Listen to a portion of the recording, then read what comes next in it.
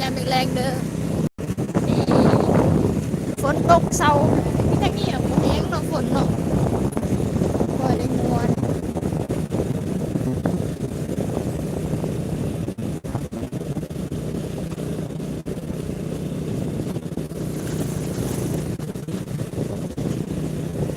กิ๊กกิ๊ก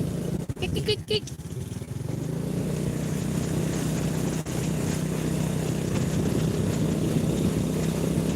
กุดเกียร์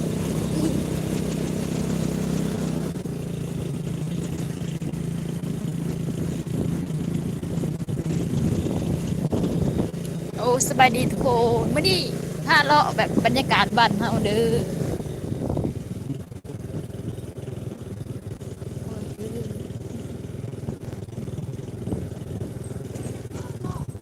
โอ้ยไปซื่อๆไปหาบ่แม่นที่เชื่อว่ะเห็นกับเจ้ากาดเมื่อคืนนี่คือได้อยู่ สบายดีหนึ่งกำลังใจตอนนี้น้องเอี้ยงจะพาอุ้ยน้องอ้องเนาะ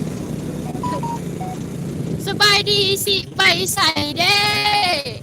กำลังสิไปเห็นไปเบิ่งสวนว่ามันฝนตกอยู่บ่เนาะและกาสิไปถมแบบพ่อปลูกแล้วแบบย่านที่ดินบ่แจ๋วแล้วมันเป็นโวกลงนะก็เลยสิไปพรวนดินแน่แล้วก็อันสิไปจับอันแม่งขี้เหงื่อเอาวะเด้ออึงแจ็คสิได้หรือบ่ไปนอนพุ่นวะ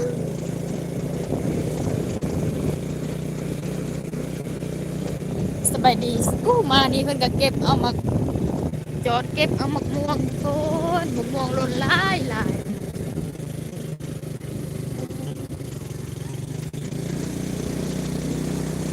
เก็บเอามะม่วงไข่ว่าสิไปนาสบายดีสิโอ้คนเดินเขารัวๆเลยทุกคนบรรยากาศบ้านเรากับแบบสีเลยทุกคนหลังจากที่ฝนตกก็ไม่ให้ไปนากันเนาะพี่ติ๊กน้องเอียงสบายดีพี่ติ๊กคนสวยใจดีดีใจเลยที่เห็นพี่มาส่งกำลังใจให้เนาะวันนี้ก็ไปไหนไปสวนคือเก้ามื้อนี้เฮาบ่ได้อยู่บ้านเนาะแล้วก็น้องเอียงก็บ่ได้ขึ้นมาไล่ปกติเลยพี่ติ๊กเอ้ยพอดีว่าบ่มีเวลาช่วง10 โมง 11 โมงน้องเอียงคาเฮ็ดเวียกก็เลยแบบบ่ได้ไล่นะขอบคุณพี่หลายๆที่มาเนาะพี่ติ๊กสบายดีน้องอองก็ว่าอุ้ยขอบคุณมากๆเลยค่ะทุกคนเดี๋ยวเบิ่งเส้นทางอย่าเพิ่งลายตานะคะน้องเอียงพาเลาะค่ะวันนี้พาเลาะสวนอ้อยนะคะมีแต่ไรอ้อยไรมันทุกคนเอ้ยหลายๆเยอะแยะเลยฮะสวนนะเดี๋ยวไปดูกันครับขอบคุณนะคะขอบคุณพี่ติ๊กคนสวยนะคะขอบคุณทุกคนในฝนตกแห้งทุกคนมึงเป็นจังได้แสบอยู่บ่ต้มอึ่งค่ะอ้อสาวลาวสเนลแสบอยู่บ่ต้มอึ่งวิพี่ติ๊กขอบคุณเลยล่ะพี่ติ๊กให้ติ๊ก40 บาทอุ้ยขอบคุณพี่ติ๊กมากๆที่มาส่งกำลังใจนกเอี้ยงขอบคุณมากๆนะคะพี่ติ๊ก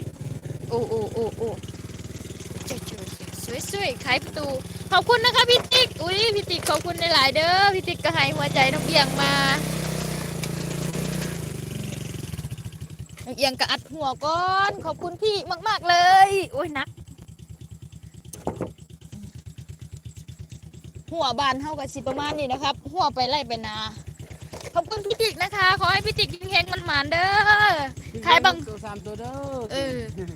ขอให้ถึกเลข6 ตัว 3 ตัวเด้อขอบคุณพี่ติ๊กมากๆที่โยนเหรียญให้น้องเอี้ยงน้องเอี้ยงดีใจแห้งพี่ติ๊กพี่ติ๊กมาซัพพอร์ตช่องน้องเอี้ยงเป็นช่องเล็กๆนี่เนาะขอบคุณนะคะพี่ติ๊กรักพี่ติ๊กนะคะพี่ติ๊กคนสวยแล้วก็ใจดีทุกคนฝากติดตามพี่ติ๊กด้วยนะคะพี่ติ๊กส่งส่งไลน์ให้น้องเอี้ยงขอบคุณมากๆค่ะ